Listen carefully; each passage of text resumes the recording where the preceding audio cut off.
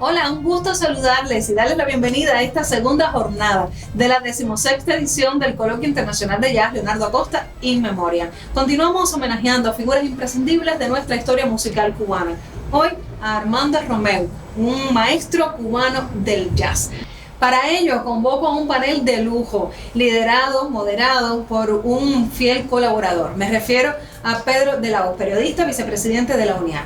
Así entonces, cedo la palabra a este panel, homenaje a Armando Romeu en el 110 aniversario de su natalicio.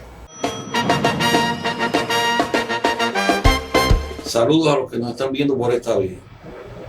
Creo que la edición 16 del Coloquio Internacional del Festival de Jazz, que lleva el nombre de Leonardo Acosta en honor a ese enorme hombre de la cultura, músico, y yo digo hombre de la cultura en general, creo que era imprescindible hacer un espacio para honrar a quien hoy vamos a rendirle tributo en este momento. Armando Romeu. Armando Romeu, que nació el 17 de julio del año 1911, por tanto nos encontramos celebrando, y tendremos que hacerlo a lo largo de todo el año, el 110 aniversario de su nacimiento. Y no es cuestión de una fecha, sino por lo que representó Armando para la música cubana y específicamente para el jazz, como director de orquesta, como orquestador, como promotor, como pedagogo, como impulsor de tantas bellas ideas y fecundas ideas en el mundo del jazz cubano. Para eso nos acompañan aquí en esta sesión del coloquio, ahora de momento, dos personas que han tenido mucho que ver con Armando. Uno desde tiempos, yo diría, inmemoriales, Bobby Carcassés, amigo de Armando y compañero de Armando desde larguísima data. Y luego Miguel Ángel García, investigador, a quien conocí antes que investigara bailando justamente hace muchísimos años, pero muchísimos años también. Carlos Marx. Desde que estudiamos el preuniversitario juntos, algo increíble, Bobby, pero Miguel Ángel estudió el preuniversitario conmigo, y que ha sido siempre también un hombre de la cultura, que ha investigado mucho y que nos va a traer también a este espacio un momento muy singular que se debe a su propia creación, porque además de investigador, coreógrafo, bailarín, también se ha destacado, ha incursionado en la realización audiovisual y por eso también se encuentra entre nosotros. Me gustaría comenzar contigo, Bobby. Pues bueno, Armando, si nos vamos a los orígenes de Armando viene de una familia musical, también de un gran linaje en la música cubana, pero me gustaría que destacara ese perfil de Armando y cómo lo recuerdas en general como jazzista. ¿Cuáles fueron tus primeros contactos con él? Es interesante. Yo debuto como profesional en el año 1956 con Bobby Collazo, el autor de La Última Noche, uno de los grandes compositores cubanos, en el 56. 2 años después llego a Tropicana con el coro de Paquito Bodino, hecho en 2 cuartetos, cuarteto femenino y uno masculino. Llego a Tropicana y me enfrento a la orquesta de Armando Romeu, la Big Band de Armando Romeu, donde estaban Macanta en el barítono, Robbie Barreto en el tenor. Bueno, estrellas puras era lo que había ahí. Desde el año 46 que él fundó la orquesta de Tropicana. Sí. Y en el año 58, cuando yo llego ahí y oigo esa orquesta, el empaste que tenía, el swing, porque además Armando siempre estaba al tanto de todo lo que sonaba en Estados Unidos a través de la radio y lo transcribía directamente y los arreglos sonaban igual que la orquesta de Nelson Reed o de Duke Ellington o Stan Kenton, todo eso, él lo sacaba igualito. Pero el problema es que cuando un director que tiene talento y tiene oficio y tiene horas de vuelo en lo que es la música y sobre todo la música de jazz, se para delante de una orquesta como Armando Romeu, la orquesta suena distinto. Esa orquesta sonaba de una forma que yo no he oído. La única orquesta que se me ha parecido un poco a la de Armando Romeu es la de Rob McConnell, un trombonista de pistones canadiense que era una cosa extrema.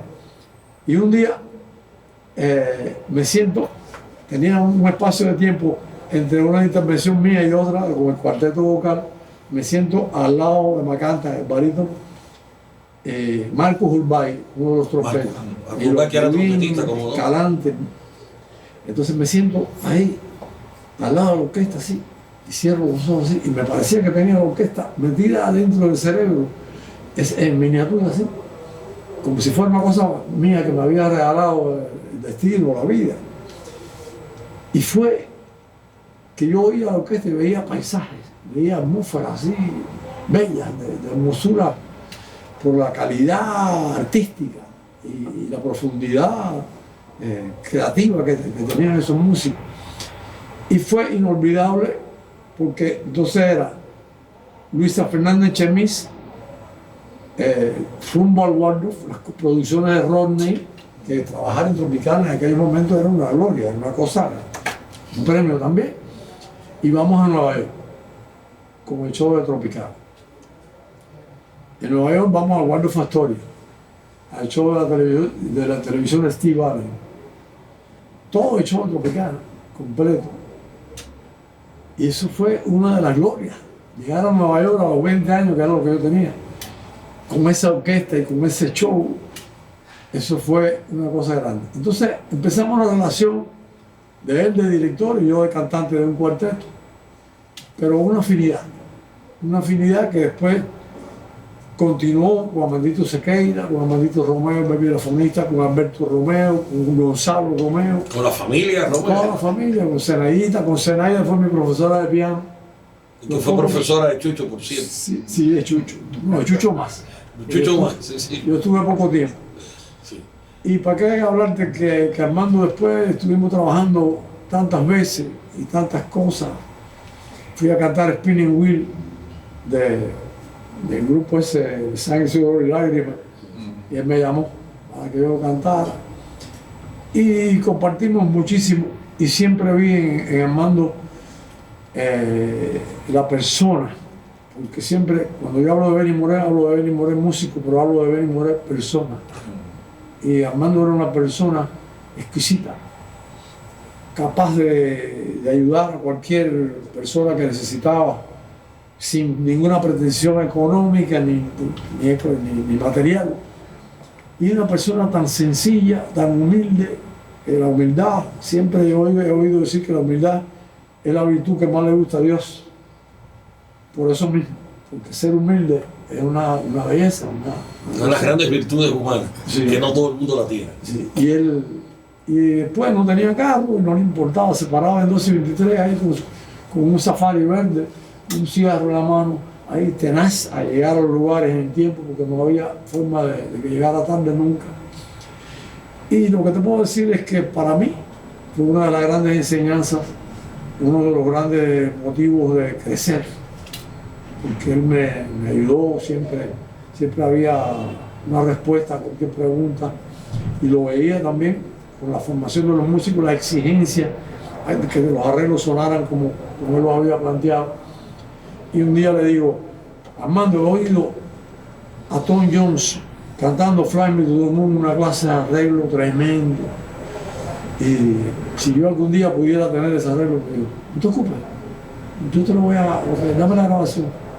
Y le di la grabación. Y a la semana, cuando yo puse el arreglo ese, era el arreglo de Tom Jones, exacto, de oído.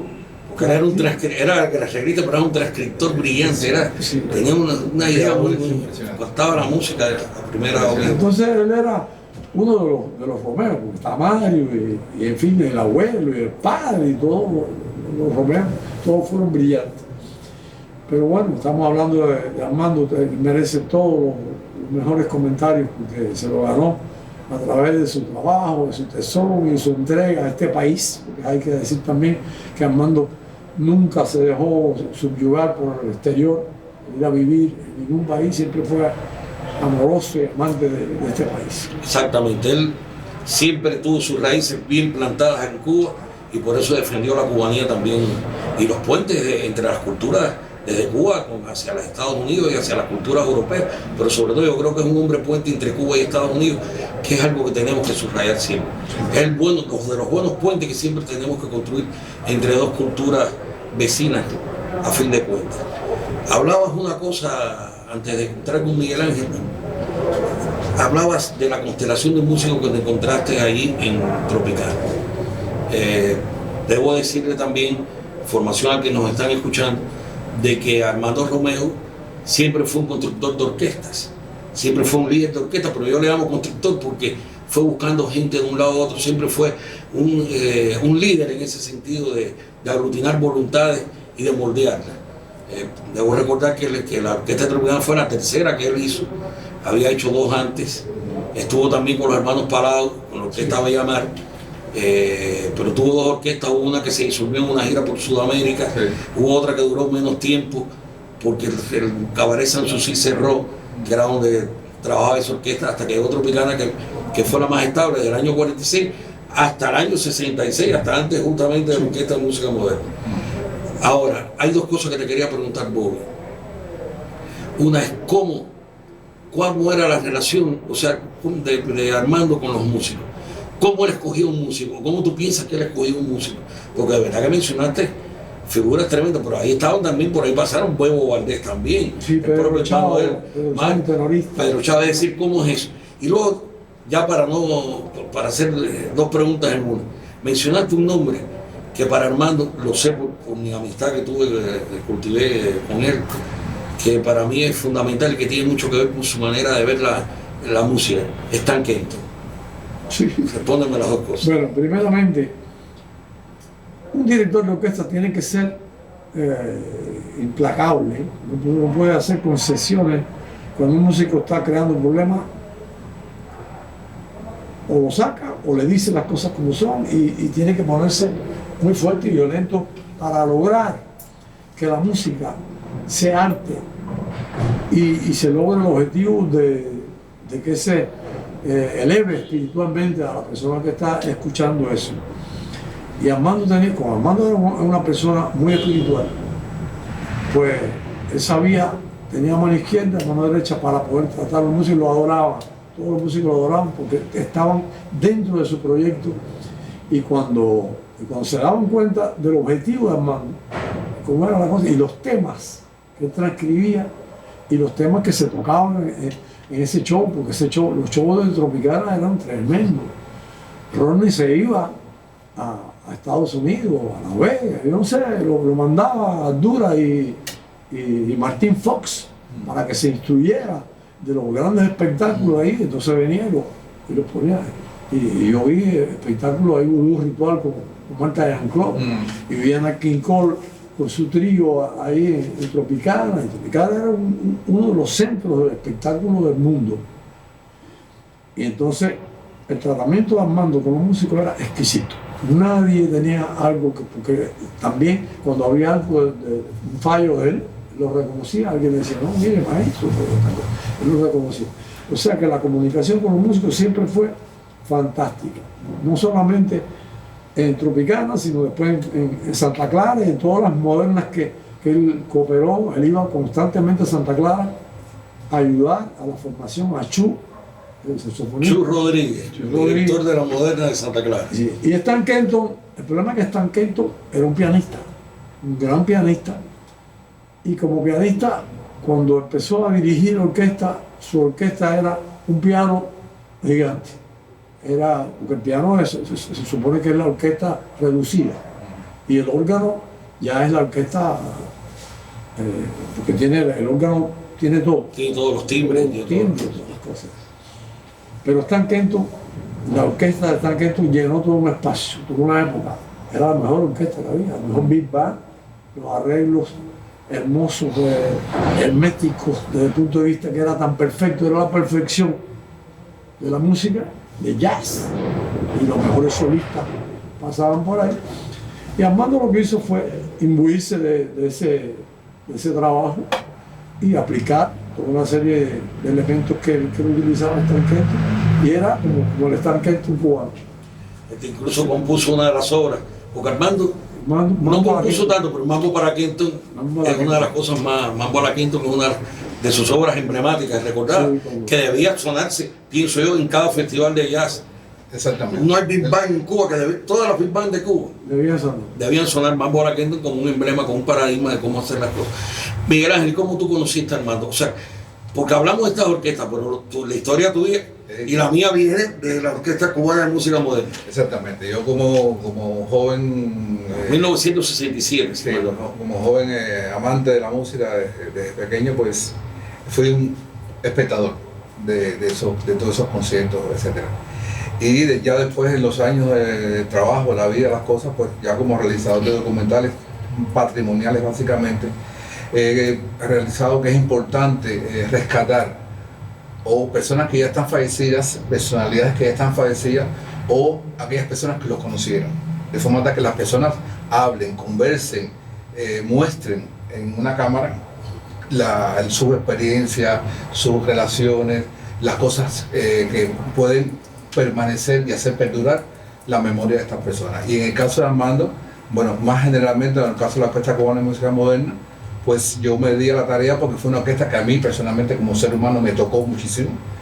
Y por supuesto yo ahí veía a todos los grandes ahí, porque esa orquesta era una orquesta de Armando también, hasta que estaba Sumavilla, por ese concepto que ustedes estaban hablando, ese concepto estaba en esa orquesta Cubana de Música Moderna. Sobre todo, nosotros en el debate de la revolución, de la penetración de la música americana, etc., yo pienso que el rol de Armando fue un rol fundamental, porque Armando hizo todos los arreglos de la música americana llevados a la Orquesta Cubana de Música Moderna. Y eso, aquella juventud donde se formó la Orquesta Cubana de Música Moderna en Guana, cuando se acabó aquella etapa de periodo del campo, que estuvo comandante en jefe, que se hizo todo aquel movimiento y que la orquesta prácticamente se evaluó con los 6.000 estudiantes que estaban ahí en la escuela de campo. Y yo pienso que es un trabajo esencial para la música cubana en ese momento, que era un momento realmente bastante importante porque una nación fresca, joven, musicalmente, con una tradición muy fuerte. Y yo pienso que el rol de Armando fue un rol muy esencial en el sostenimiento, en la pauta a marcar al resto de las personas que venían detrás sobre la música que había que arreglar, la música que había que orquestar, la música que había que componer. A mí Babi me comentaba que Armando hizo una escuelita y cuando llegó a la escuelita estaba Somavilla, Urbay, y decía, coño, pero esos son los alumnos de Armando. Con esa sencillez que tú hablabas, es una persona extremadamente honesta, una persona extremadamente sencilla, humilde, le gustaba mucho el magisterio, no se podía hablar con él de dinero en materia de enseñanza, porque siempre estaba dispuesto a enseñar, y era una visión tan amplia, porque digamos un director de orquesta, hay los cánones para dirigir una orquesta, pero dirigir, orquestar, instrumentar, componer, atender a las personas, tener concepto en el cerebro, antropológicamente, física, tener concepto del cerebro de lo que tú quieres exactamente, de que ese juego que tú vas a hacer, ese muñeco que tú vas a armar, que sea tan perfecto, porque una orquesta es una cosa muy complicada, porque todos los músicos, todos tienen formaciones distintas, todos tienen sentimientos distintos, tienen formas de llegar a la música de forma distinta, y ese don que tuvo Armando, reflejado, digamos, en estos momentos en las grabaciones, por ejemplo, su Manicero, es una obra extraordinaria. Es una obra clásica. Lo que tú decías, Pedrito, de Mambo La Kingston, yo pienso que hay cosas obligatorias que hay que siempre, como cosas obligatorias que siempre, cuando se empieza el festival de jazz, hay cosas que tocar como Manteca, como el Mambo La Kingston, que es un Mambo La Kingston, es una cosa, hay que ver el juego de palabras. El mambo, que es una cosa surgida en Cuba, ¿no? Por los hermanos de Cachao, etcétera, etcétera, y a La Kingston, que es el gran músico que conocemos todos. Y como él dijo, bueno, yo voy a mí con mi versión cubana de lo que yo, de mi sentimiento, de mi impresión acerca de quién es Stan Kenton, y él hizo su Mambo La Kingston, que es una cosa que debe ser obligatorio en los festivales y obligatorio, digamos, también, si vamos más profundamente, en las escuelas. Es una cosa ser importantísima. Hablando de la Orquesta de Música Cubana de Música Moderna, aunque Leonardo lo ha estudiado yo creo que es imprescindible ir una y otra vez a la historia del jazz, a lo que Leonardo llamaba descarga, que lo publicó en 2 partes y que después está reunido por suerte en un solo tomo, las descargas sobre el jazz cubano. Que le llamó descarga no como el género de descarga, sino porque ahí está la historia del jazz cubano, es una gran descarga. 100 años. 100 años del jazz cubano. 100 años del jazz cubano. Pero al margen de lo que él dice ahí, yo creo que es bueno puntualizar qué representó la Orquesta Cubana de Música Moderna en el año 67. Y quiero recordar porque Cuba, producto del país sitiado, de los enconos, de las situaciones, nosotros siempre hemos vivido bajo un volcán. Y además el enfrentamiento de Estados Unidos con Cuba ha determinado muchas actitudes, no solamente en la economía, sino también en la cultura, muchas reacciones, y ha establecido coordenadas que no se pueden eludir en ningún análisis serio en este sentido. Y hubo, sí es cierto, bueno, hoy tú sí te acuerdas, mucho más que nosotros, de que hubo tensiones, de que hubo incomprensiones, de que hubo gente que confundió el enfrentamiento lógico, el antiimperialismo resistente cubano con la negación, con un negacionismo de la cultura norteamericana. Sí. Cuando yo soy del criterio, y lo defenderé siempre, que hay por lo menos como 6 Estados Unidos. Bueno, Martí hablaba de que él amaba la patria de Lincoln, conforme también condenaba la patria de Putin, es decir, que hay que separar estas cosas, ¿no? Pero hubo un momento en que había una reacción contra el jazz, contra el rock, que se veía casi como si fuera una debilidad ideológica.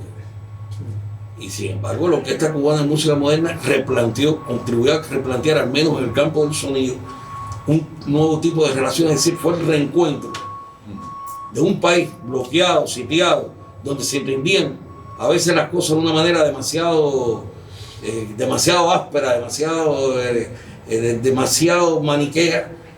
Reencontró la música cubana con lo mejor de la cultura norteamericana. Yo recuerdo que hay una pieza emblemática de aquel año que fue, para muchos fue una descubrimiento, que fue la versión de Pastilla de Menta, ¿te acuerdas? Pastilla de Menta. Creo que fue, y creo que bueno, el Manicero tiene todos los elementos de la cubanía, al mismo tiempo tiene todos los recursos de lo mejor de la Big Band norteamericana. Es decir, que Armando en eso sí yo creo que fue muy claro.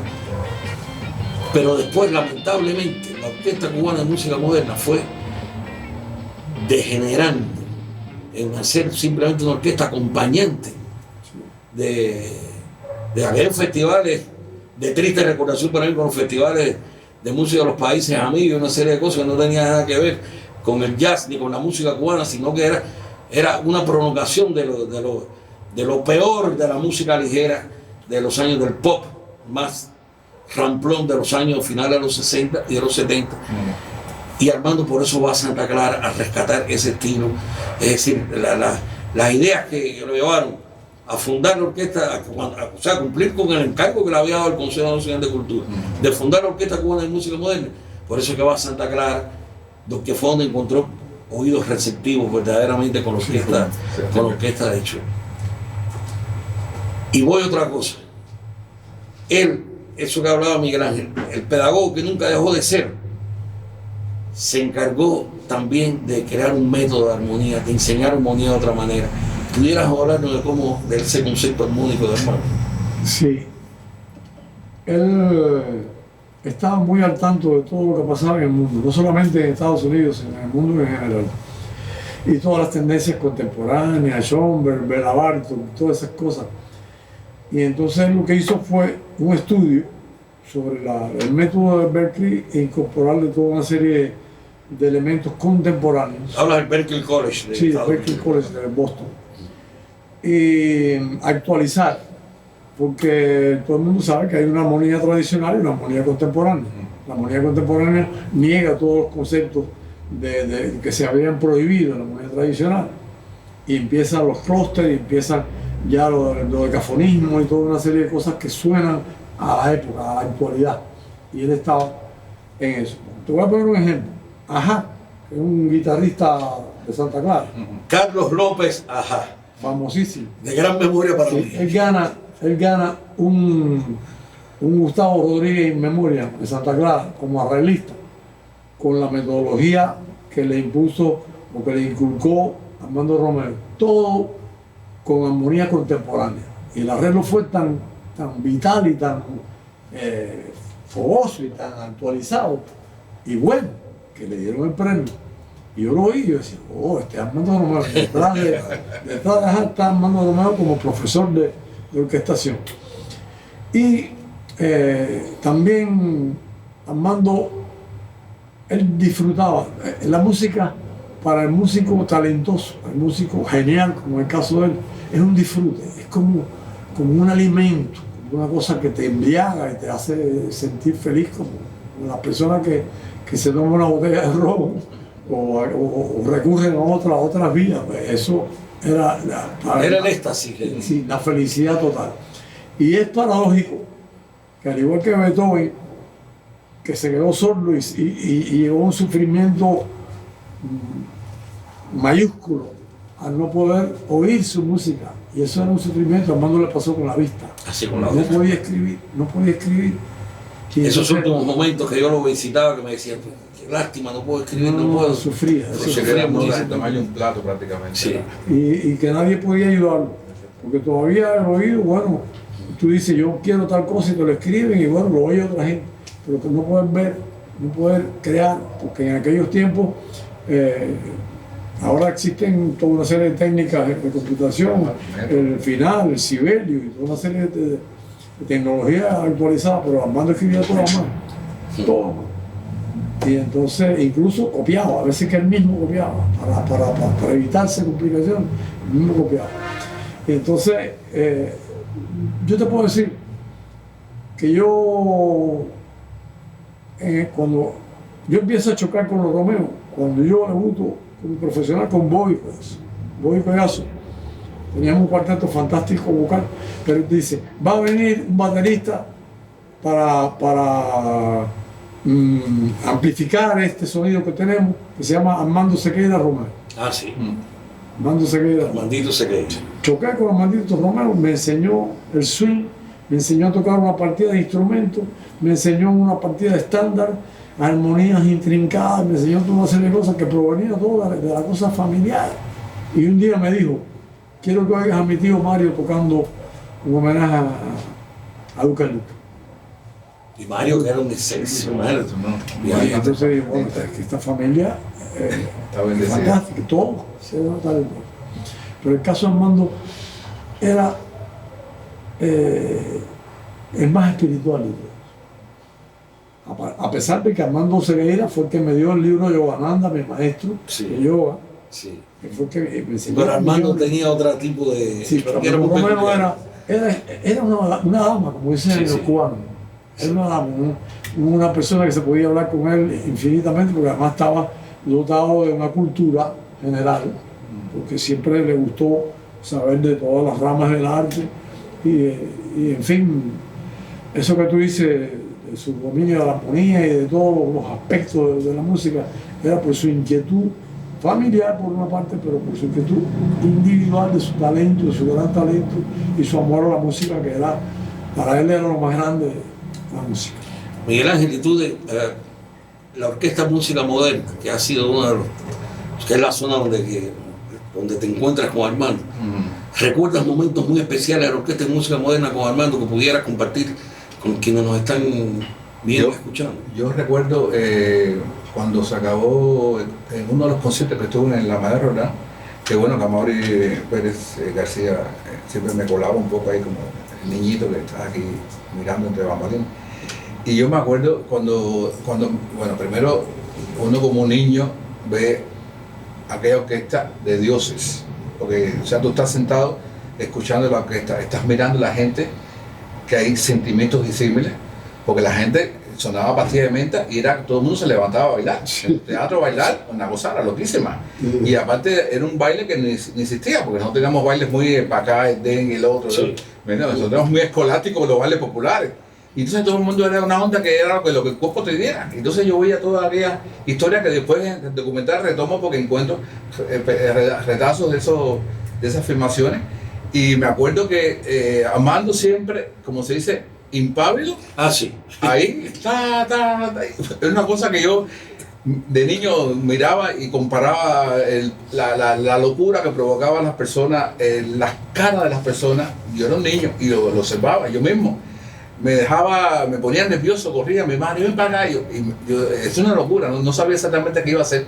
Y después, claro, ya iba al escenario, atrás de la Molina, y era mirar los dioses que salían, que eran ya, y empezaban ya a reírse, a hacerse jarana. Chucho, puede decir alguno, Chucho, Paquito. Sí, la famosa historia de Paquito cuando asumió en una época la dirección de la orquesta, Sí. que llegó y dijo, bueno, el cierre mío, cuando yo me tiro en el piso, ustedes cierran. Esa anécdota es famosa, Sí. como una cosa muy graciosa, ¿me entiendes?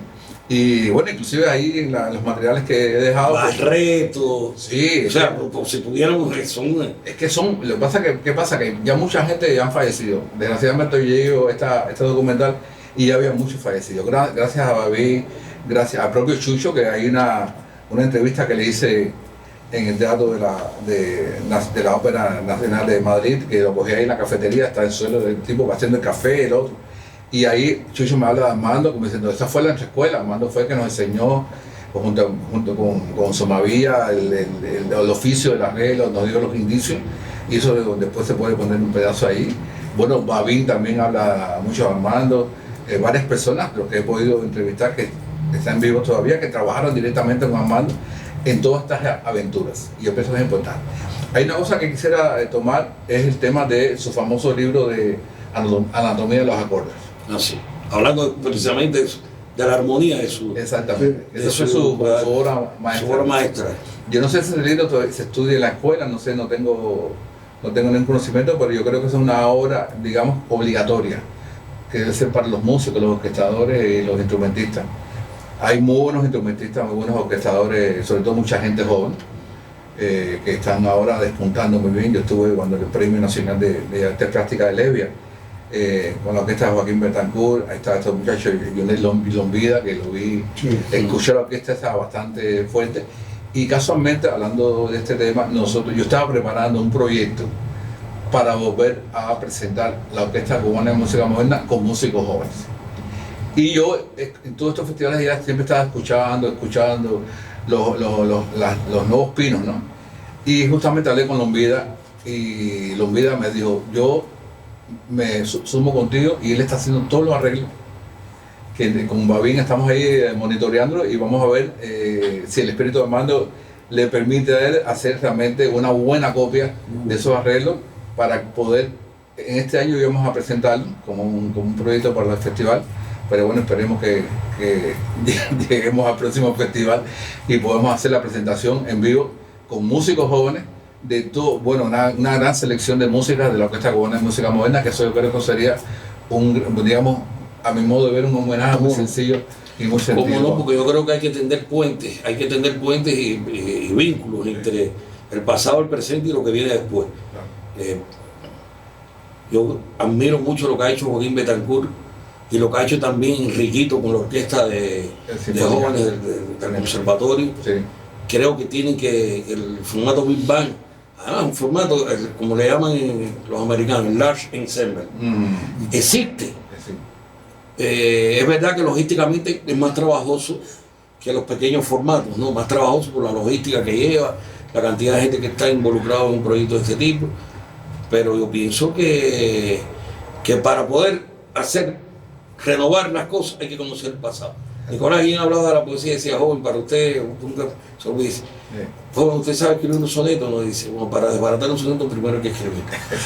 Y yo creo que una de las cosas que hay que ver es justamente esto de Armando. Ya cerrando, quisiera hacerle una pregunta a cada uno de Bobby. Si tú tuvieras que definir en pocas palabras a Armando, ¿cómo lo harías? Un maestro total, porque una cosa es enseñar música y otra cosa es enseñar el comportamiento, la puntualidad, la seriedad, el rigor, el profesionalismo. Son toda una serie de cosas que un buen maestro exige. No es solamente tocar tu instrumento, que además él era un maestro del instrumento, saxofonista. Era un saxofonista tremendo. Sí, tocó muy bien. Él a veces me decía, perdón una voz, y me decía, no, yo, es verdad, dice, he sacrificado todo lo demás, pero de vez en cuando siento la curiosidad por tocar de Sí, nuevo. porque tocaba bien, Tocaba muy bien. Y entonces, bueno, para mí un maestro completo. ¿Y tú cómo Para lo mí, resumirías? Yo lo consideraría como un genio criollo. Así La es. palabra genio es una palabra que viene, digamos, del mundo europeo, etcétera. Pero es un genio criollo, o sea, por todo lo que él hizo. Ahí ahora me recuerdo su famoso método Braille para ciegos. Porque con Fray Emilio trabajó en eso arduamente, eso es bueno recordárselo. Que Especialmente los músicos videntes pudieran escribir para músicos ciegos. Yo pienso que eso es una cosa.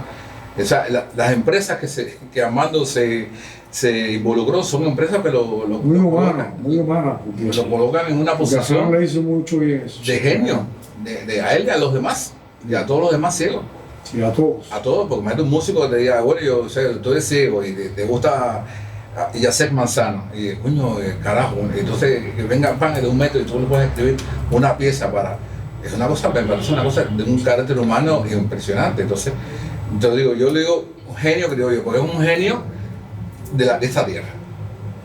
Un hombre de esta tierra, un hombre de a pie, sencillo, y yo lo considero así un genio criollo.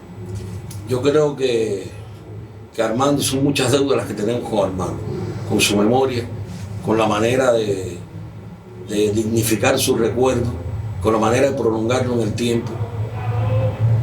Pienso que esta sesión del coloquio, que no se despide en este momento, porque ya veremos, ya les diré lo que va a pasar ahora inmediatamente después como parte de esta sesión, pero pienso que vamos asumiendo compromisos para cuando el festival de Jazz Plaza, ¿no? A ver si el Jazz Plaza 2022 ya nos libramos de la maldita pandemia y ya podremos volver a los encuentros presenciales, porque con toda la divinidad que tienen las transmisiones online, nunca van a sustituir el contacto directo en la música, menos todavía, la vivencia directa de la música con el espectador.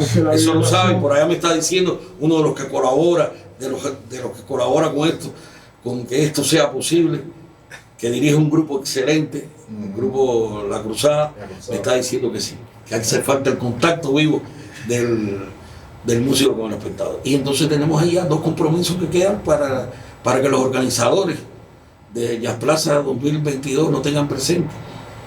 Que uno es la popularización, la integración de la anatomía de los acordes con el sistema de enseñanza artística, y lo otro es al fin poder ver a la joven generación replicar los arreglos de Armando en una versión recreada, que nunca sería arqueológica, sino simplemente una recreación de la orquesta de música moderna, y que se empaten con las big band de ahora. Creo que son acciones. El mambo a la quinta que mencionó. Y el mambo a la quinta, ¿verdad que sí? Y que esté el mambo a la quinta en ese repertorio, ¿verdad? Creo que esas son cosas que tenemos como compromiso, que es la manera de hacer, más que hablar de Armando, es hacer por Armando y hacerlo en este sentido. Y bueno, tenemos el documental. ¿De qué año es el documental con que va a cerrar esta sesión? Es el 19. Es fresco. Sí, fresco. Me costó mucho trabajo porque, o sea, las imágenes que me faltaron fueron, que hubiera querido poner, fueron las imágenes de Wani. Pero fue todo muy complicado para buscar imágenes en grama, en fin. Estas son las imágenes que hubiera querido plasmar allí. Y bueno, entrevisté a algunas personas. Yo siempre digo que cada documental mío es como un work in progress. Sí, se va desarrollando en el tiempo. Se puede ampliar incluso. Un cierre, y después del cierre, al cabo, ahora por ejemplo con Chachá, el famoso conguero matancero. Cerré una cosa y de repente empieza la gente a escribirme, no, porque yo tengo esto. Y te encontré uno que tenía filmaciones de Chachá.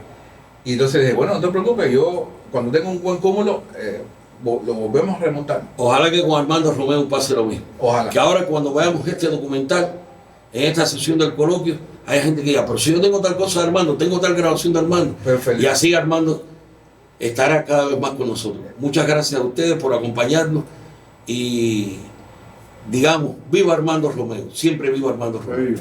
Vida eterna.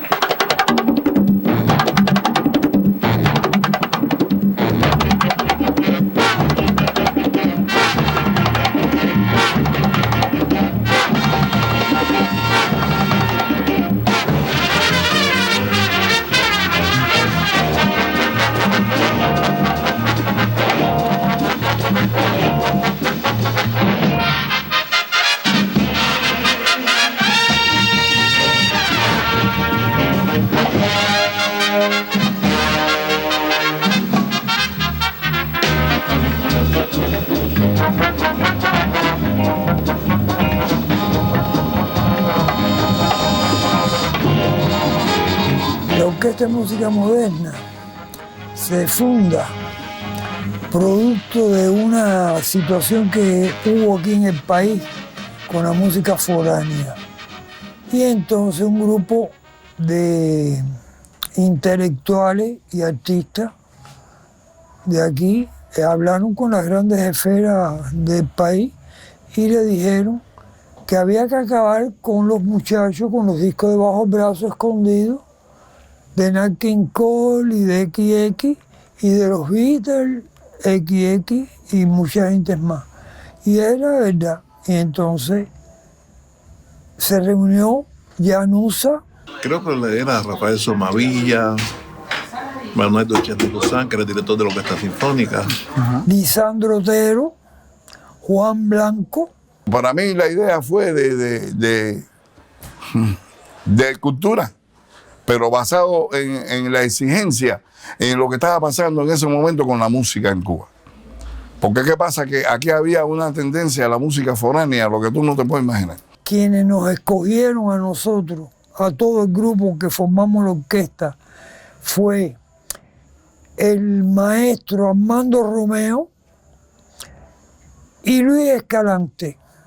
Entonces Somavilla formaba parte con Armando Romeo de la dirección de la orquesta. Llamaron a Somavilla para que entonces hiciera la música cubana, Somavilla, y Armando Romeo la música americana. Y Tony Taño, entonces, como cuando aquello era compositor, tenía onda también lo pusieron de director para contrarrestar. Y ahí fue donde nace la idea de la Orquesta Cubana de Música Moderna.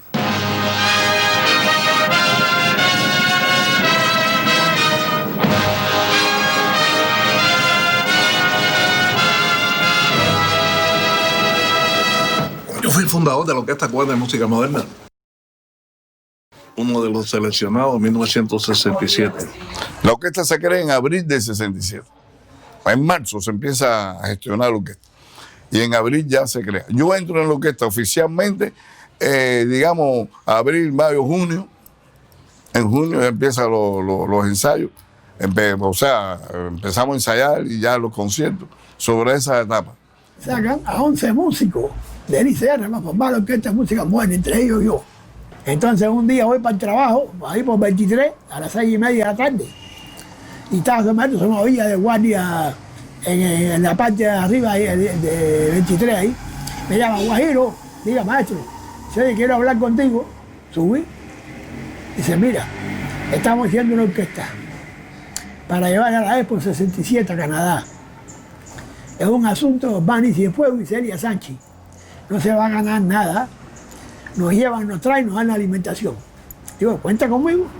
Tuve la suerte de ser fundador de la Orquesta Cubana de Música Moderna, junto con el maestro Guillermo Barreto, Oscar Valdés, padre, Oscar Valdés, hijo, y Roberto García en la percusión, y el maestro Luis Aragú en los tímpanos.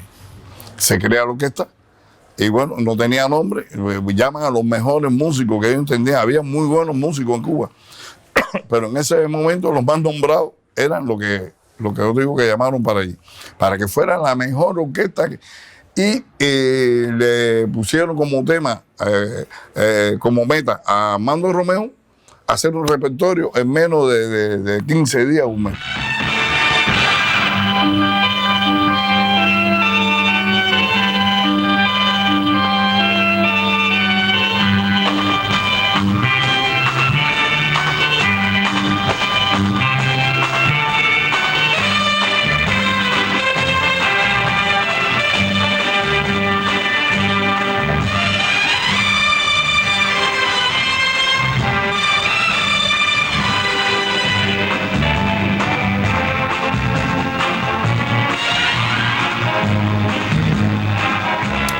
inicio de la orquesta fue en Guane, municipio de Pinar del Río, allá donde estaba Llanusa, que Llanusa quería presentarle la orquesta al comandante en jefe Fidel Castro y hacer una prueba con la orquesta, con los muchachos, los becarios que estaban en toda la zona, que sumaban alrededor de 6.000, entre 5.000 y 6.000.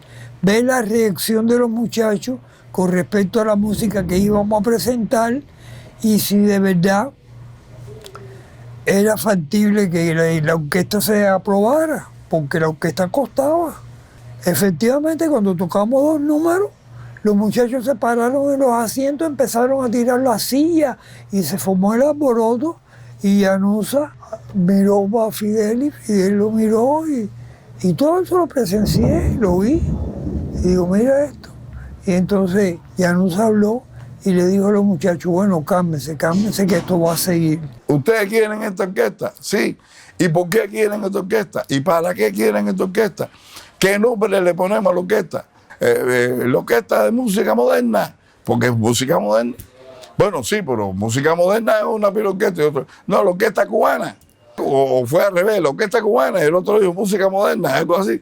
Bueno, pues ya, la orquesta cubana de música moderna. Sí. Cuando los muchachos se levantaron y causaron aquel furor, el comandante cogió y dijo, déme acá un papel y hizo un documento, firmó que nos atendieran, pero que la orquesta se fundara. Así fue la primera historia. Y la inauguración fue en el Teatro Amadeo Roldán, en abril, donde pusieron 2 micrófonos a altura de 15 pies, había buena acústica, pero se grabó el disco que usted oye de música moderna, así con 2 micrófonos nada más. Nada de micrófono individual, ni muchas pistas, nada. Una pista. Only one pista. Cuando la orquesta arrancó en el teatro ese, yo pensé que se iba a caer el teatro abajo. Muchachos, ese primer concierto fue una cosa. Imagínate tú, la juventud se vuelve loca porque con la música esa de pastilla lenta, eso fue terrible.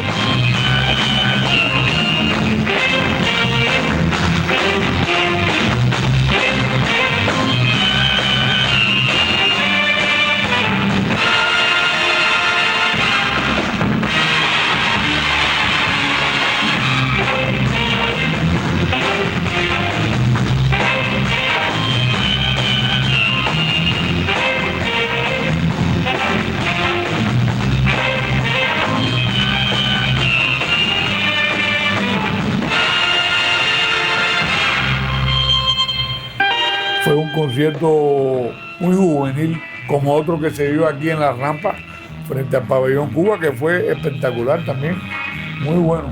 Y los conciertos estos iniciales fueron fantásticos. Y empezó la era electrónica aquí en La Habana, empezó con la Orquesta de Música Moderna. Nadie me puede decir lo contrario, pero la electrónica y las 2 guitarras eléctricas y el bajo eléctrico y la farfisa, esa famosa, que sonaba como una organeta vieja, pero así tocó el Pastillamente y todo ese problema, ¿eh?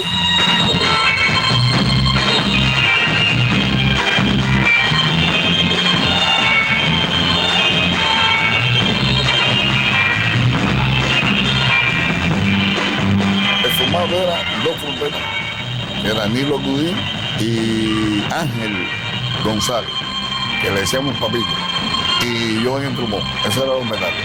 Saxofones, Vigilio Bizama, Yolanda Castro, Paquito de Rivera y Horacio Soler. Después estaba Guardemar en el violín, Jesús Ordóñez, Jehová Ordóñez, Pedroso.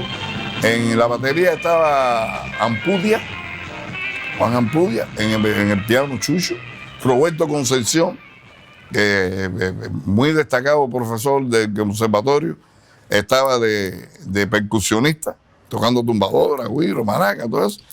Y entonces, por cierto, lo pusimos en Judita, porque cada vez que faltaba Ampudia había que buscar un batería porque no cogía. Pues si tú eres No. Tú eres judía, entonces se quedó judita. Y la flauta, Julio Bento. En ese momento habíamos alrededor de 25 músicos. Después llegó hasta 30. Y después ya no hizo falta tanto, porque se puso tímpani, se puso bombo y se puso de todo tipo de percusión para tocar de todo, la Rhapsody Blue y todo lo que hiciera falta. Ahí trabajamos como 8 años, 67 al 75, que ya entonces salimos y hicimos la banda Iraquere, porque precisamente como estaba en la orquesta Carlos Milo, estaba Paquito, estaba yo, entonces que había tocado mucho con nosotros, Carlos del Puerto y Barona, Arturo Sandoval y Carlos Averof. Ya nos separamos y hicimos los Iraquere. Se formaron en diferentes provincias, no en todas, pero en la mayoría se formaron. Por ejemplo, en Holguín estuvimos, no había orquesta de música moderna, pero estaba la Vilé y los Chicos de Cuba, y por favor. O sea, era una época que había una tradición todavía del jazz band. Ya después el jazz band, como era muy grande, económicamente no daba resultados, ya después salen los grupos más pequeños, como en este caso, bueno, como salió Bam Bam y Iraquere, tenían 11, 12 personas. Lo principal de la orquesta era que fuéramos profesionales completos, que tocáramos cualquier tipo de música, que pudiéramos acompañar a cualquier tipo de cantante o espectáculo, como sucedió con espectáculos que vinieron de Europa, grandísimos, con bastante complejidad, y nosotros la despalillábamos así. Y enseguida hasta se reunió un director del Intercirco, el primero que entró a este país, que venía de Rusia, y entonces dijo que se iba para la Unión Soviética en aquel momento, porque aquí no había orquesta para lo que él traía de música. Nos sentamos nosotros y él dirigió y le tocamos el número de arriba abajo. Entonces el tipo dijo, oye, esta orquesta sí es una orquesta, chico. Entonces mandó a buscar la maleta y empezó a poner el número, y nosotros y empezamos a tocar número tras número.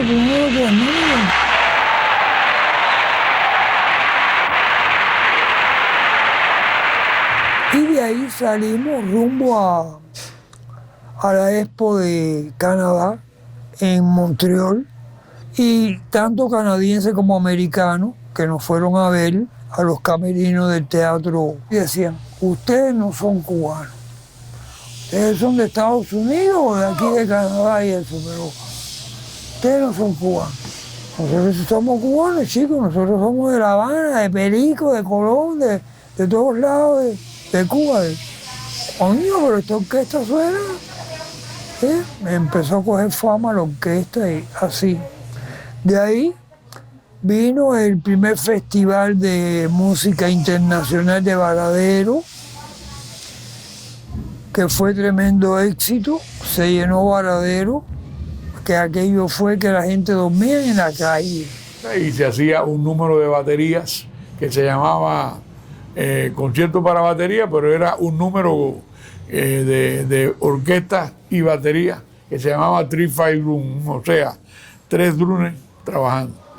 Y entonces, bueno, finalmente yo tuve la oportunidad de hacerlo con Barreto, que eso es lo que está plasmado en un video de la televisión cubana del año 67, concierto para batería. Se hizo uno y se hizo otro que lo hizo Rafael Somavilla, que se llama Requiem, donde también habían solos de batería, de tímpano y de percusión, de diferentes instrumentos. Aquí vinieron directores polacos, húngaros, de todos los lugares, con música avanzada.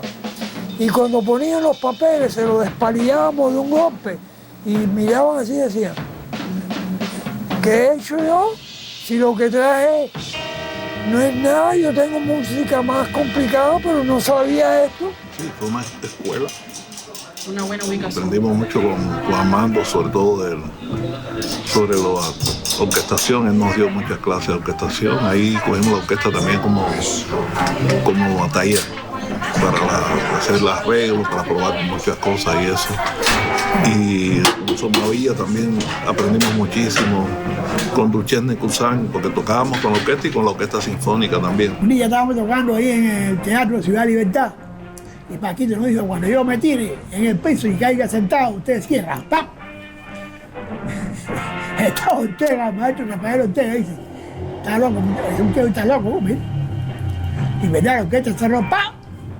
Si precisamente la labor de nosotros era convertir esa música que nos golpeaba en nuestra y dársela al pueblo nosotros mismos. Y fue lo que hicimos.